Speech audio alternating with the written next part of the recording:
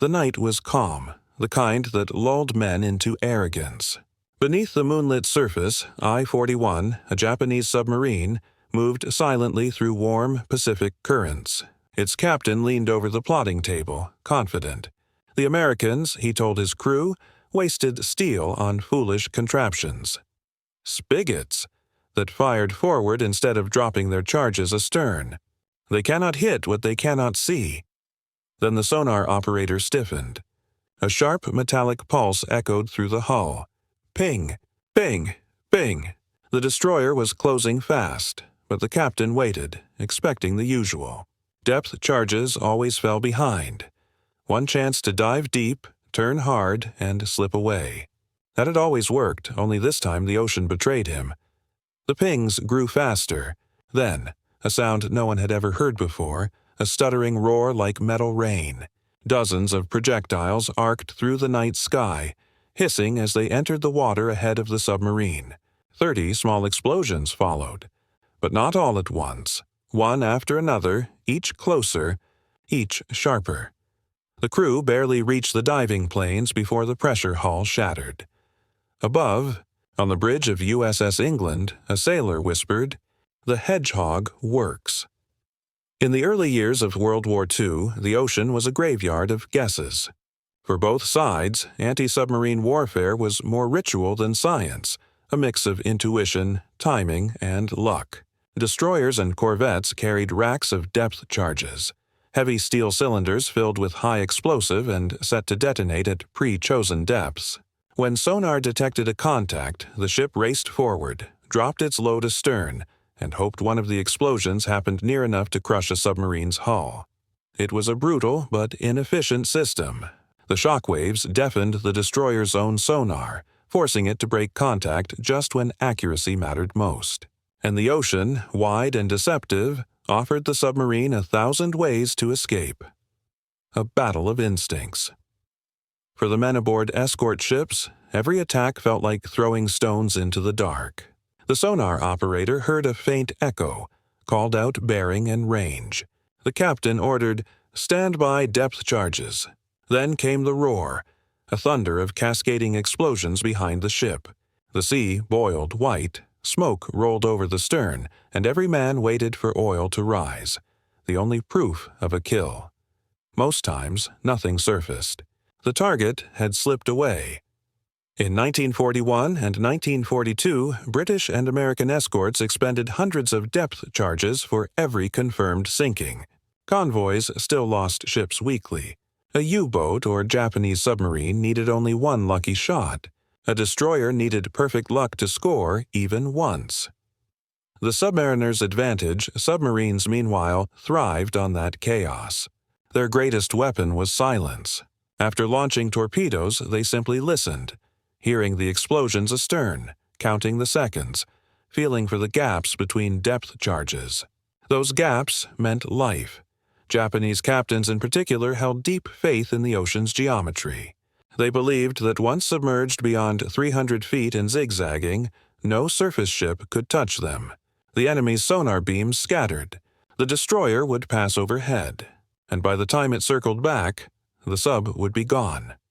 This pattern repeated across oceans, the same deadly dance of uncertainty.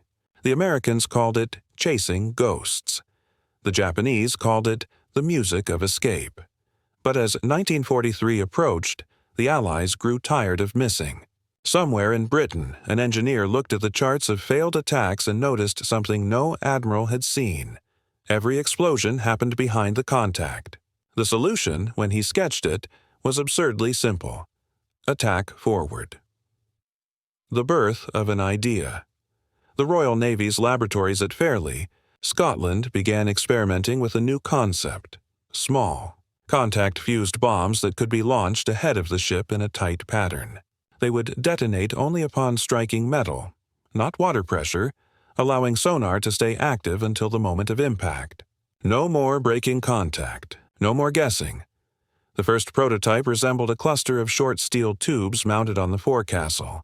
48 launch spigots, angled outward like the quills of some mechanical porcupine. The sailors who saw it laughed. Someone nicknamed it the Hedgehog, and the name stuck. When tested in late 1942, it performed beyond expectation. The bombs flew 250 yards ahead, entered the sea almost silently, and if one touched a submarine's hull, the explosion was instantaneous and lethal. There were no wasted detonations, no acoustic confusion. For the first time in naval history, a ship could see, aim, and strike in one continuous motion. By 1943, the weapon entered service aboard British destroyers and American destroyer escorts. Training manuals taught a new rhythm: maintain sonar lock, fire a pattern, listen. No eruption of bubbles or water columns to obscure the contact. If the sonar echo vanished and an explosion followed, the kill was confirmed. The math changed everything. With depth charges, a destroyer's success rate had been 1 in 80 attacks. With Hedgehog, it rose to 1 in 6, and soon word of it spread across the Pacific. Japanese captains began hearing reports of submarines lost without warning. No depth charge detonations, no surface pursuit, just sudden silence after a single salvo. The era of intuition was ending. The age of calculated destruction had begun. By early 1943, the Hedgehog system had crossed the Atlantic, from the Royal Navy's testing grounds at Fairleigh to the production lines of American shipyards. In a war defined by convoys and submarines, it was a small, almost unremarkable invention, just 40 spigots welded to a ship's bow. Yet its simplicity masked its genius. It solved every flaw of the old method in a single stroke. Depth charges exploded blindly. Hedgehog waited for contact. Depth charges forced destroyers to break sonar. Hedgehog kept the target on screen until the last moment. Depth charges terrorized the ocean. Hedgehog killed silently. American adoption. The U.S. Navy, always cautious about British designs, at first treated Hedgehog as a curiosity. American destroyer captains preferred the roar of their K-guns, side-firing depth-charge projectors that blanketed the sea behind the ship. But as convoy losses mounted and submarine kills lagged, even skeptical admirals began to notice the numbers. In late 1943, a batch of new destroyer escorts, DEs, leaner, sonar-equipped warships built for convoy defense, began receiving Hedgehog mounts on their bows. Among them were ships like USS England, USS Shetland, and USS Whitehurst, vessels that would soon redefine anti-submarine warfare in the Pacific. American engineers refined the system further. They replaced the manual firing switches with electrical triggers linked directly to the sonar console. When the operator called "Target Steady, Range 300," the captain could fire immediately. No guesswork, no timing delay. The projectiles were 65-pound steel bombs packed with Torpex, each fused to explode only upon striking a solid surface. When they hit, the effect was devastating. A focused blast that punched straight through a submarine's hull before its crew even realized the water around them had changed. Japanese. Reactions, news of the new weapon filtered through the Pacific in fragments. Submarines failed to return. Patrol reports stopped mid-sentence. Intercepted radio chatter mentioned small explosions, followed by silence. But among Japanese commanders, disbelief prevailed. Admiral Teruhisa Komatsu, head of the 6th Fleet, dismissed early reports of forward-firing bombs as Allied boasting. Submarine captains mocked the rumor in their briefings, calling the weapon useless fireworks. "The Americans think they can throw stones ahead and hit the wind," one captain joked during training at Kure Naval Base. The Imperial Navy, still bound by faith in its traditional weapons, the long-range Type 95 torpedo, the silent periscope attack, saw no reason to fear Allied science. They had survived depth charges before. They would survive this too. What they didn't understand was that Hedgehog was not about power. It was about timing, and timing underwater meant everything. From the Atlantic to the Pacific. While the Hedgehog earned its first kills in the North Atlantic, sinking U-boats near Iceland and in the Bay of Biscay, its greatest impact would come thousands of miles away. In 1944, as the U.S. Navy pushed across the Pacific toward the Philippines, Japan began losing submarines faster than it could replace them. American escort groups, armed with Hedgehog and the latest sonar, QHB and QDA sets, formed mobile anti-submarine screens around carrier fleets and invasion convoys. Their tactics were crisp, mathematical, almost surgical. When a sonar contact appeared, they didn't circle and drop depth charges. They advanced straight toward the Echo, fired a pattern of 24 bombs, and maintained lock the entire time. Each attack took less than 2 minutes. It was no longer a duel. It was an execution. In February 1944, USS England, a new destroyer escort of the Evarts class, was on patrol near the Solomon Islands. Her sonar picked up a faint contact, range 1-200 yards.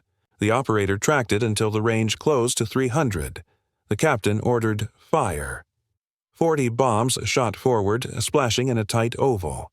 There was silence for a few seconds, then a muffled thump, the unmistakable sound of a hull imploding.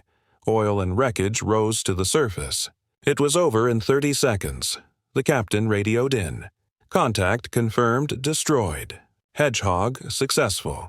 From that moment, every Japanese submarine commander in the Pacific began to hear the same story. The strange sound of spigots firing, followed by nothing but light, bubbles, and silence. The tide turned. By the end of that year, the U.S. Navy credited Hedgehog-equipped ships with over 50 confirmed submarine kills across both oceans. The Japanese Sixth Fleet had lost a third of its active boats. Their vaunted silent service was dying, not through attrition, but through mathematics. And still some captains refused to believe it. They called the Hedgehog a lucky weapon, its success exaggerated by American propaganda. But the ocean doesn't lie. The wrecks told the truth. The age of the guessing game was over. The war beneath the waves had become a contest of precision. And, for the first time, the sea favored the hunter. Mechanical precision, the Hedgehog's quiet violence. Hedgehog was terrifying because it was almost insultingly simple. 40 or so steel spigots mounted on a ship's bow. Each spigot fired a 65-pound contact bomb in a preset arc. Each bomb carried torpex and a fuse that only detonated on impact with metal. No pressure-triggered detonations, no wasted underwater concussions that deafened a ship's own sonar. Only an immediate, localized explosion when hull met warhead. The pattern mattered. The spigots were angled so the projectiles splashed down in an oval roughly 250 to 300 yards ahead of the ship. Fired together, the salvo blanketed the sonar contact with lethal geometry. Where depth charges were an imprecise carpet soaked in noise, Hedgehog was a scalpel, a ring of metal that arrived before the target knew it had been struck. Equally important was the fuse. Because each charge only went off on contact, a miss remained silent. No masking detonation, no reverberation to scramble the sonar. The attacking ship could keep its echo on the screen, refine the solution, and if necessary launch another salvo immediately. This preserved the critical information stream that had been lost to the old method. Mechanics turned into inevitability. Hedgehog didn't rely on brute force. It relied on timing and contact. A single direct hit exploded inward, cracking pressure hulls and collapsing compartments. For submariners who trusted depth and silence, that inward shock was lethal and sudden. The spigots looked like toys. They behaved like death delivered by calculation. Tactical integration, sonar, speed, and the forward strike. Hedgehog's brilliance was not just hardware. It was doctrine. Sonar, ASDIC variants in Allied service, supplied continuous bearing and range. Hedgehog made that continuity lethal by letting the ship attack toward the Echo instead of away from it. The escort no longer had to lose contact to drop patterns aft. It could close, fire, and maintain lock through the entire sequence. Tactically, this changed the escort's decision tree. The captain could hold course on the contact, charge to optimal firing range, and release a pre-calculated pattern timed to intercept the sub's predicted position. The engagement became a math problem: closure rate, target angle, spread geometry. Training converted that math into muscle memory. Attacks took a minute or two, not the long, noisy circles of depth-charge doctrine. The consequences were immediate. Submarine evasive maneuvers, random turns, deep dives, even releasing decoys, were far less effective when the attacker retained a continuous acoustic picture. Hedgehog reduced the defender's options to one terrible choice: endure contact or be struck. Multiple escort vessels, each armed with Hedgehog, could layer attacks in quick succession, turning fleeting contacts into fatal funnels. The ocean stopped being a place of guesses and became a space of calculated interception. Crew and training. From guesswork to Drill A, new weapon demands new crews. Hedgehog required precision drills. Sonar operators trained to hold a steady echo under stress. Fire control teams practiced setting spread geometry until the sequence was reflex. Bridge officers learned to close at exact speeds to place the pattern where the sonar predicted the sub would be. The tempo of attack accelerated. Confidence replaced panic. On the Allied side, this produced a culture of immediate competence. Young sonar men learned to trust the screen and speak in crisp phrases. Range 320. Target steady. Firing. The captain's decision loop compressed: detect, close, fire, confirm. And each step had been rehearsed dozens of times in calm and in chaos.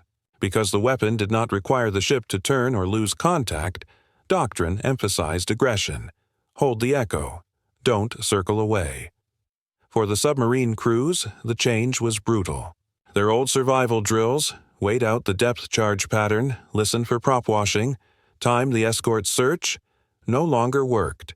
The silent, single salvo arrived while their men still counted propeller turns. Hedgehog turned a submarine's acoustic sanctuary into a countdown clock. Very few had the training to convert fear into an effective new evasive geometry. The human edge gave way to the trained edge. Ship design and doctrine. Small mounts, big consequences. Hedgehog fit into the new escort ship designs like a missing tooth in a jaw. Destroyer escorts, DEs, frigates, and corvettes were built for sustained convoy watches and ASW screens. The bow-mounted spigot cluster suited these hulls perfectly. It required no massive retrofitting, only stable foredeck space and electrical firing circuits tied to sonar. That made widespread adoption fast and inexpensive, a crucial advantage in wartime. Doctrinally, Hedgehog encouraged distributed ASW. A single escort could now aim a precise strike, but groups of escorts could lexically coordinate overlapping patterns to deny escape corridors. That tactical shift freed capital ships from lone hunt responsibilities and turned escort groups into disciplined anti-submarine swarms. Merchant convoys gained an active shield rather than a reactive barrage. On the Japanese side, doctrine lagged. Submarine captains accustomed to avoiding escort sterns now faced concentrated fire ahead of the convoy, a place they had assumed safe. The psychological shock was as operational as the mechanical damage. Hedgehog didn't need fleet-wide replacement. It needed doctrine and crews who could integrate sonar and weapons into a single, unbroken act. Once Allied navies did that, the results were swift and irreversible. The technical needle had been threaded through the heart of submarine warfare: timing, contact, and continuity. The engineers who designed Hedgehog saw a pattern of arcs and angles. The sailors who used it saw ghosts. And the submariners who faced it heard death coming, quietly, through the water. To the men inside Japanese submarines, Hedgehog changed the soundscape of war. Depth charges had been loud, thunderous, predictable. When they fell, crews braced, counted, prayed, then surfaced if they lived. The blasts might go on for minutes, a kind of perverse reassurance. Noise meant they were still alive. Hedgehog was different. There was only the faint clicking of sonar pings, then the metallic patter of dozens of projectiles slicing into the sea ahead. A moment of waiting, no detonation, no rhythm to gauge, and then a single, precise impact that tore through steel and water alike. Submariners later said that silence had become the worst sound of all. When we heard nothing, one survivor recalled, We knew the Hedgehog was coming. The USS England Hunt-Nose ship embodied Hedgehog's power better than USS England, DE-635. Between May 19th and May 31st, 1944, in a stretch of ocean north of the Solomons, she sank 6 Japanese submarines in 12 days, a record unmatched in naval history. Each kill followed the same rhythm: sonar contact, closing run, Hedgehog salvo, confirmation. The crews of the doomed subs barely had time to maneuver. England's sonar operators called out bearings in clipped monotone: range 300. Steady. Fire. The projectiles hit in seconds. The explosions followed. The echoes never returned. Admiral Ernest King would later say, "There will always be an England." But for Japanese captains, the name meant something else entirely. It meant inevitability. Shock across the empire. By mid-1944, Japanese fleet headquarters could not ignore the reports. Submarines sent to track American convoys vanished without contact. Radio logs ended mid-transmission. In Tokyo, officers argued over the cause. Some claimed sabotage. Others blamed new Allied sonar. Few accepted the truth that the Americans had turned prediction into weaponry. The Imperial Navy's Technical Bureau attempted countermeasures: deeper dives, rubber coating to absorb sonar, new evasive manuals. None worked. The mathematics of Hedgehog ignored superstition. Its salvos operated faster than human instinct. In diaries recovered after the war, Japanese commanders confessed an emotion they had once despised: fear. "We can no longer hear them coming," one wrote. "Only the pings, and then the sea explodes." The terror spread beyond the submariners. Surface captains, once confident that their undersea arm could ambush American fleets, now viewed submarines as expendable scouts. Missions were shortened, morale fell, and training schools emptied. Of the 128 Japanese subs operational in 1944, more than half were lost within 12 months.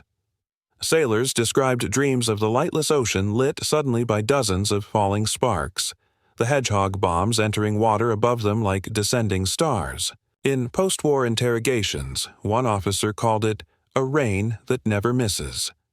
That was the psychological victory, not just the destruction of machines, but the erasure of hope in invisibility. The Allies had made the sea transparent. The view from the surface aboard, the destroyers, Hedgehog inspired a strange, quiet pride. Unlike the drama of depth-charge attacks, there was no spectacle, only a calm command: fire, pause, impact. Crews spoke of killing with precision. Some found it unsettling: no chase, no noise, just a single shudder through the hull as the submarine below was torn apart.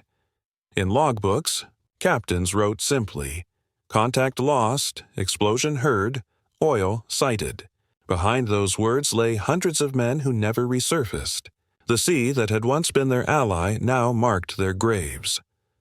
The war beneath the waves had turned from art to arithmetic. The hunters who once relied on instinct and darkness now fought in a world measured by ping, range, and probability. And that world was closing in fast. The Pacific. May 1944. The American push toward the Marianas was underway, and Japan's submarine fleet, once a proud arm of the Imperial Navy, had been reduced to shadows on sonar screens. But the few that remained were determined to strike one last blow. 6 submarines were ordered south of the Solomon Islands to intercept the invasion convoys. The Americans sent 6 destroyer escorts to protect those convoys. Among them was USS England, DE-635, a name the Japanese would soon learn to fear. May 19th, the first kill at 13:25 hours. England's sonar picked up a faint contact northwest of Bougainville. The crew had trained relentlessly for this. Sonar operator Bill Kelly called the bearing in steady rhythm: target steady, range 1-500, 1-200, 800. The ship advanced, bow angled toward the echo. Captain Walton Pendleton gave the order: fire Hedgehog. 24 projectiles arced out ahead, splashing in a perfect oval. For 5 seconds there was silence, then 4 detonations, sharp and heavy. The sonar screen went blank. Oil and debris surfaced moments later. The target, later identified as I-16, was gone. 1 salvo, 1 kill. The crew stood stunned. No depth-charge thunder, no long pursuit, just mathematics, silence, and then confirmation. They had witnessed the future of naval warfare. May 22, 23. A pattern emerges. 3 days later, England was still on patrol when another contact appeared. This one tried to dive deep, executing a spiral descent that once would have saved it. The sonar lock held. The firing pattern adjusted. Hedgehog rounds entered the sea at calculated spacing, descending faster than the submarine could turn. Again, 4 impacts. Another submarine, RO-106, was destroyed. Hours later, England's sister ship, USS George, picked up the next contact. Both escorts maneuvered in a pincer formation, one maintaining sonar lock, the other firing. RO-104 vanished beneath their combined salvos. Each kill came quicker than the last. By now, the crews moved like a machine. Detect, approach, fire, confirm. The process felt detached, almost surgical. What had once been a duel of hunters had turned into a harvest. May 24-26, the night of 3 victories, the third engagement came under darkness. Radar picked up periscope wakes. Sonar confirmed. England raced ahead of her escort screen, closing to 300 yards. The first salvo missed, no explosion. The sonar lock remained. Pendleton ordered a second. 16 seconds later, 2 detonations. RO-116 sank with all hands. At dawn on May 25th, another contact. RO-108. The pattern was familiar now. The Hedgehog bombs hit. The echo vanished. Within hours, the Americans sighted wreckage from yet another sub, RO-105. In less than a week, 6 submarines, half of the operational Japanese Sixth Fleet in that region, were destroyed. No American ship suffered a scratch. The ocean, once the domain of uncertainty, had become a predictable grid. The message reaches. Tokyo news of the losses arrived in fragments. Reports of submarines overdue. Last radio positions marked. Silence. At Imperial Navy headquarters, Admiral Komatsu ordered a review. The reports defied explanation. No sightings. No surface ships reported. All losses sudden. An intercepted American transmission soon provided the answer. It was a dispatch from the commander of USS England, 6 down in 12 days. Recommend more Hedgehogs. The sentence spread through the Japanese fleet like a whisper of doom. Submariners had no counter. They could dive deeper, slow their engines, release decoys. But nothing stopped the forward-thrown salvos that arrived faster than the ocean could react. The sound of certainty for Allied escorts. The rhythm of the hunt became eerily consistent. The sonar pinged, the range closed, the light on the console blinked green, and the firing sequence began. To the trained ear, the Hedgehog's launch had a particular cadence. Metallic, quick, almost cheerful. Sailors nicknamed it the typewriter. Each key struck meant another attack, another target erased. At night, the salvos looked almost beautiful. Sparks of muzzle flash arced forward, then vanished into black water. Seconds later, faint plumes broke the surface, followed by the low rumble of explosions deep below. The airmen overhead watching from patrol planes described it as the sea breathing fire. By June, Japanese submarines had virtually disappeared from the Central Pacific. The Imperial Navy had lost not just vessels but the illusion of stealth that defined them. The Americans had turned sonar data into death, light arcs into annihilation. The ocean had learned a new language, geometry, rhythm, inevitability, and USS England had become its fluent speaker. But even as the kills mounted, the weapon itself was evolving, and a final demonstration of its precision would soon annihilate what remained of Japan's undersea force. By autumn of 1944, the Pacific had changed its color.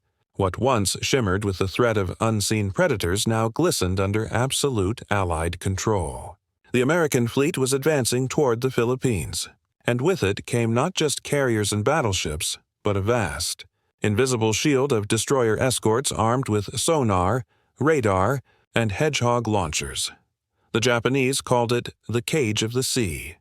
Every convoy, every carrier task force, every invasion fleet moved inside that cage, watched by sonar, guarded by mathematics. The Philippines, October 1944, the last offensive. The Imperial Japanese Navy, desperate to disrupt the Leyte invasion, ordered nearly all remaining operational submarines to converge in the central Philippines. 30 boats were dispatched. Most never returned. On the night of October 25th, one of these, I-56, surfaced to recharge batteries off Samar. Its commander had no radar, no escort, and no reason to expect company. The sea seemed empty. But 30 miles away, USS Whitehurst detected a faint sonar return, an anomaly at 180 feet, steady bearing. "Target holding," the operator said. The captain gave the order. "Hedgehog, stand by." A minute later, 24 bombs entered the water in perfect symmetry. No sound, then 5 detonations. The sonar echo vanished. At dawn, an oil slick 600 yards wide shimmered on the waves. That was the 5th submarine destroyed that week. The Imperial Command refused to believe the reports. They blamed faulty machinery, mines, even self-detonation. But survivors later rescued from lifeboats described the same horror. Small splashes, then everything broke. The final sweep. Okinawa. March 1945 by 1945. Japan's submarine force was fighting for survival, not victory. The remaining boats, many built hastily and manned by barely trained crews, were sent on suicidal missions against the massive American invasion fleets. But the destroyers guarding those fleets, Fletcher-class, Buckley-class, and Evarts-class escorts, were no longer blind hunters. They were machines built around the Hedgehog's logic. Each had sonar integrated directly with firing control. Each captain could strike instantly the moment a contact was confirmed. In early March, as the Okinawa invasion loomed, the Americans formed what they called killer groups, roving teams of destroyer escorts that hunted subs instead of waiting for them. One of these, led by USS Finnegan, encountered I-370 south of Okinawa. Within minutes, the Hedgehog salvos struck home. Explosions bloomed under the surface, and the sonar echo ceased. It was over in 30 seconds. The same week, USS Silverstein, USS Ulvert M. Nimor, and USS Parks each recorded separate kills, all with Hedgehog fire. Each submarine lost represented not just a hull, but an entire doctrine dying in real time. The Imperial Japanese Navy had gambled on stealth and silence. The Allies had replaced both with data and precision. Back in the quiet workshops of Britain and America, the scientists who had designed the Hedgehog read the reports with a detached pride. There were no medals for them, only lines in technical summaries. Weapon efficiency exceeds projections. Maintain production. But in truth, they had rewritten centuries of naval combat. Before Hedgehog, sea warfare had been an art of pursuit. After Hedgehog, it became a science of prediction. Ships no longer hunted by instinct, they calculated. And that shift, multiplied across hundreds of escorts, destroyed Japan's submarine arm more completely than any battle ever could. A vanishing fleet by mid-1945, Japan had launched 190 ocean-going submarines since the war's start. Of those, 129 were lost. Only a handful survived to surrender in August. The Sixth Fleet, once confident in the vast Pacific, had been reduced to rumor. Their commanders no longer planned attacks. They wrote farewell notes before diving. American sailors called the new sonar tracks dead echoes, the brief, trembling signals of submarines that never surfaced again. In Tokyo, the Admirals stopped reading the loss lists aloud. They simply stamped them, presumed sunk. The end of a doctrine. In the end, Hedgehog did more than sink submarines. It buried the old philosophy of naval war.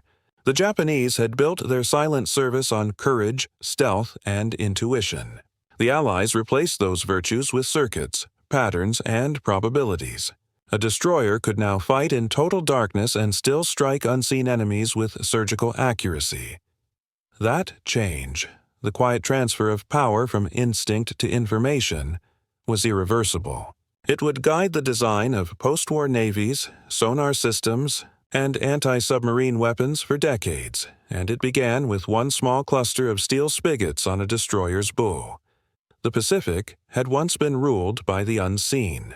Now it belonged to those who could see through silence. The Hedgehog didn't just end an enemy, it ended an era. Before 1943, the ocean was a fog of uncertainty, a place where sound distorted, where men fought shadows on sonar screens and guessed where the enemy might be. After Hedgehog, that fog began to clear. For the first time in naval history, technology granted human beings a measurable sense of certainty beneath the waves.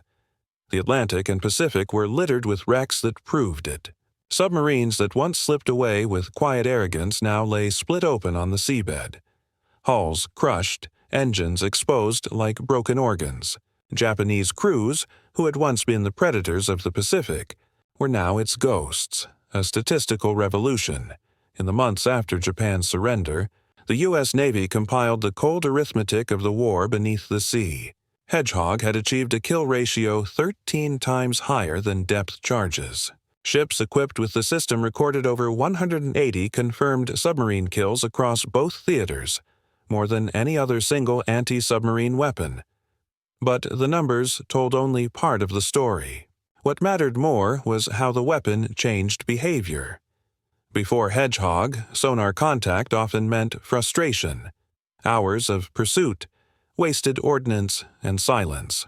After Hedgehog, it meant action. Captains became hunters again. Convoys moved confidently through waters that once felt haunted. Merchant sailors who had prayed for protection now saw their escorts advance aggressively toward danger instead of turning away to drop explosives behind them. Even among crews hardened by war, the psychological impact was immense. It was the first time, one destroyer officer later said, that we felt the ocean could be ours. The end of submarine romanticism. For a century, submarines had been romanticized as the ghosts of modern warfare, silent, daring, invincible. Germany had made them a symbol of technical defiance in the Atlantic. Japan saw them as weapons of destiny in the Pacific. Hedgehog shattered that myth. The weapon didn't make submarines obsolete. It made them visible. The deep was no longer infinite. Every sound, every echo, every reflected ping could now be plotted, measured, and attacked. The shift reverberated through naval academies worldwide. Where earlier generations had studied Mahan's theories of decisive fleet battles, the new generation studied sonar geometry and underwater acoustics. Naval strategy had moved from valor to vectors. And the most humbling part for Japan's admirals came not from defeat in open battle, but from realization. They had been undone by engineers. Not by admirals, not by pilots, but by quiet minds with slide rules, chalkboards, and prototypes. Britain's engineers and America's system builders. The partnership that birthed Hedgehog, British innovation, American mass production, became a model for post-war research collaboration. The Royal Navy's experimental laboratories at Fairleigh, and later the Admiralty Research Establishment at Portland, continued to refine the concept. The Americans followed with the Weapon Alpha, an automated Hedgehog successor with longer range and larger payload. It was not just a weapon. It was a philosophy. The key was continuous sonar contact, instantaneous fire, and precision geometry. Every improvement in post-war sonar, from analog cathode displays to digital processors, followed that same doctrine. The goal was no longer to make explosions stronger, but to make decisions faster. By 1946, the Cold War had barely begun, but the blueprint for its underwater dimension already existed, laid down by the modest spigot launcher that had once sat on the deck of USS England. The Allies had built a machine that could think faster than fear.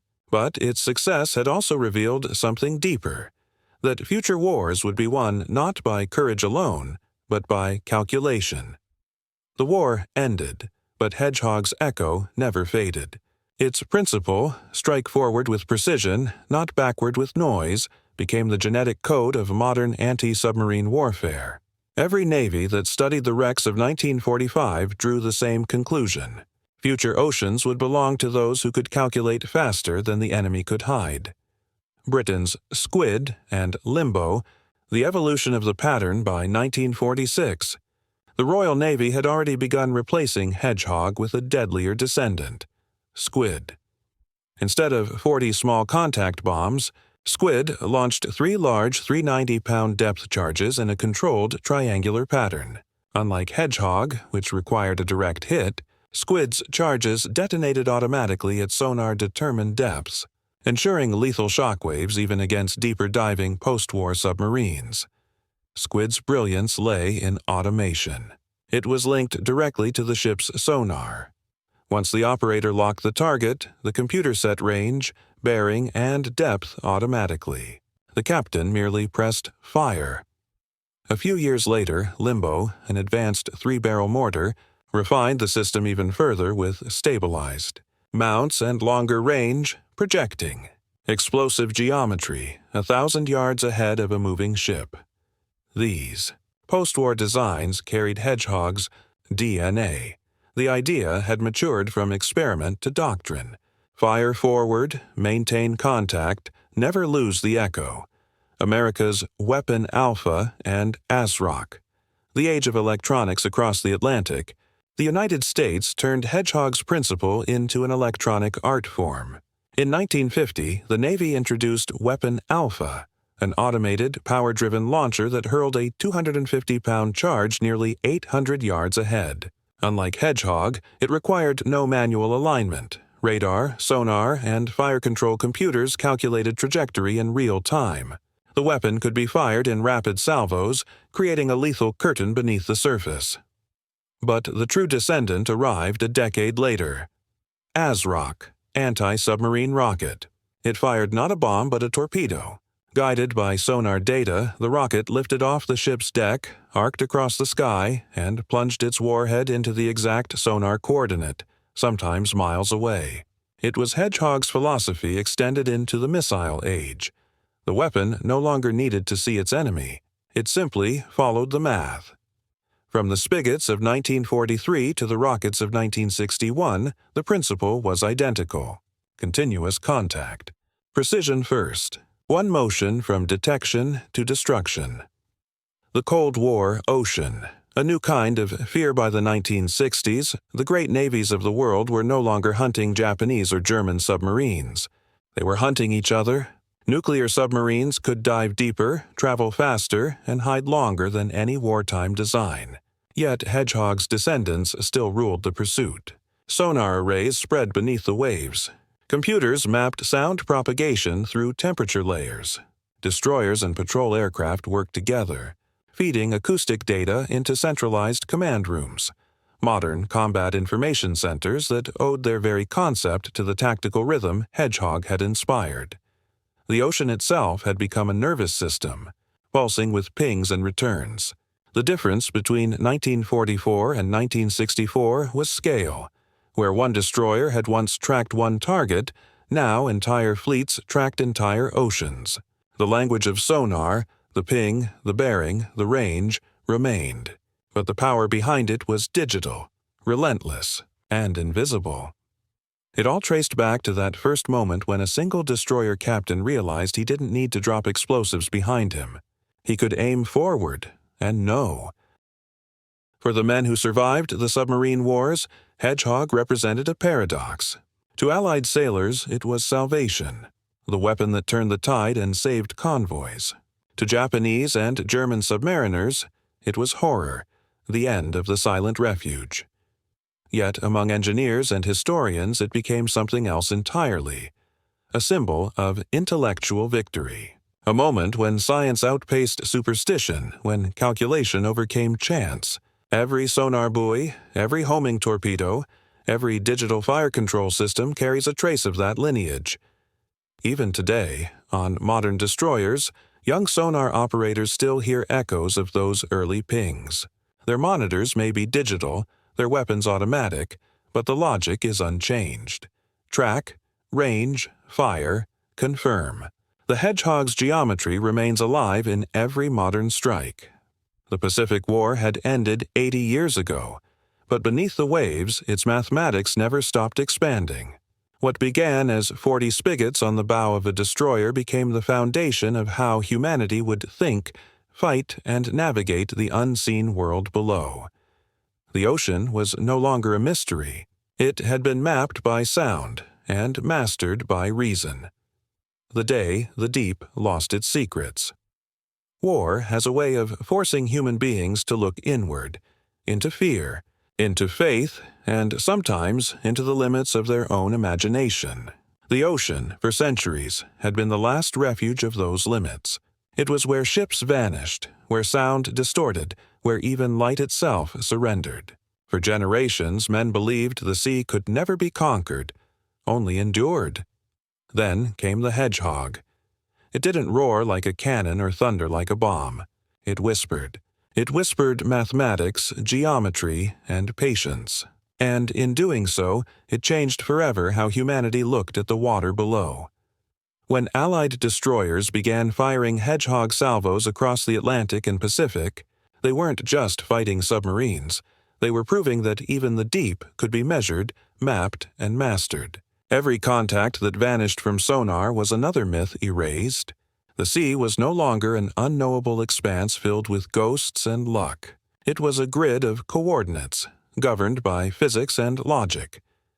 In the Pacific, Japanese captains had believed that courage could outlast technology, that the silence of the deep was protection enough. But courage cannot outswim equations. The moment the first salvo struck, they understood what modern war had become. Not a contest of bravery, but of understanding. After the war, the oceans grew quiet again, but not ignorant. Beneath the calm, new machines listened, mapped, calculated. Every submarine, every torpedo, every sonar pulse that followed was a descendant of those first hedgehog patterns fired from the bows of corvettes and destroyer escorts. The weapon's legacy was not destruction. It was perception.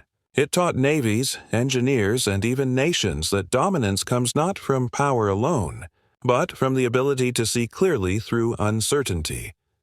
Today, when a sonar screen glows in a modern warship's control room, green lines sweeping across an infinite grid, the operators who sit before it may not know the name hedgehog. But they live in the world it created, a world where no ocean is silent, no target invisible, and no darkness without echo. It was the weapon that made the deep answer back, and from that moment onward, the sea would never again keep its secrets.